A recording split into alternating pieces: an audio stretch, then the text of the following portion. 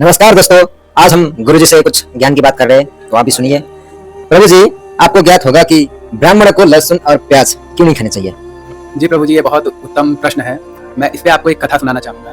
जब हमारे देवों द्वारा समुद्र मंथन, आपने सुना होगा, जैसे समुद्र मंथन हुआ था। अब हमें लगते हैं सनातनी धर्म वाले, तो आपको ज्ञात होगा कि समुद्र मंथन हमारे देवों द्वारा हुआ था। तो उस समुद्र मंथन में आपको ये भी पता होगा कि अमृत निकला था। उस समुद्र मंथन में अमृत निकला था। तो उसके लिए देवों और राक्षसों में बहुत घमासान युद्ध हुआ था। उस युद्ध के कारण क्या हुआ कि और देवों के बीच में आके बैठ गया। तो उस समय क्या हुआ कि जब मोहिनी स्वरूप धारण किए थे, सभी देवों को पिला रहे थे, मोहिनी स्वरूप में ही सबको पिला रहे थे वो अमृत। तो उसके बीच में उन्हें कुछ खटका कि ये तो इस देव को मैंने कभी देखा नहीं, या फिर कुछ ऐसा उनके मन में खटका।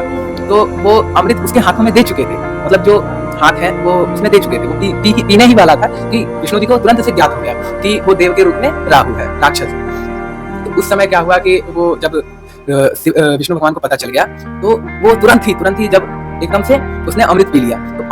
तो अमृत पीते पीते जब यहाँ तक अमृत पहुंचा, तब तक विष्णु जी ने सुदर्शन चक्र निकाल के उसका गला काट दिया। तो वो मतलब अंदर तक पहुंच नहीं पाई, अमृत पहुंच नहीं पाई। तो वो उनके ऊपर वो कार्य कर नहीं पाई, अमृत कार्य कर नहीं पाई, यहीं से कट गया। तो कटने के बाद जो उसमें से गले में से जो खून गिरा, तो वो जमीन पे गिरा। जमीन पे गिरने के बाद उसी स्थान पे से प्याज और लहसुन की उत्पत्ति हुई।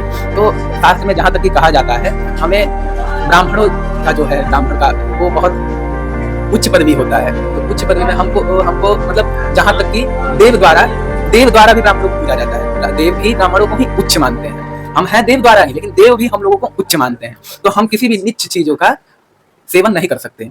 उन नीच चीजों का हम लोग सेवन करेंगे अगर, तो हमारा ब्राह्मण जो विभक्ति है वो भ्रष्ट हो जाएगा। तो इसके कारण हम लोग प्याज और लहसुन का सेवन नहीं कर सकते। धन्यवाद आपको। बहुत बहुत धन्यवाद आपका। ये सब ज्ञान आप लोगों द्वारा पहुंचाएंगे तो शायद उनकी भी मनोभावना बदलेगी, तो वो लोग भी क्या पता प्याज लहसुन की सेवन ना करें, और इससे हमारा हिंदू राष्ट्र आगे बढ़ेगा। धन्यवाद।